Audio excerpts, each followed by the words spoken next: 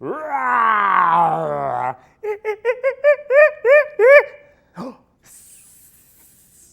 Hi, I'm Mr. Scooter from New Hanover County Public Library. Did you know that making sounds while reading aloud helps children develop phonological awareness?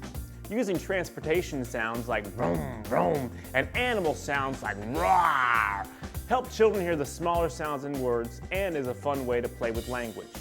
In fact, research has shown that children who are able to notice, think about, and manipulate the sounds in words are better readers. Early literacy begins with you. The next time you read aloud with a child, be sure to roar and try it with these books available for checkout at New Hanover County Public Library.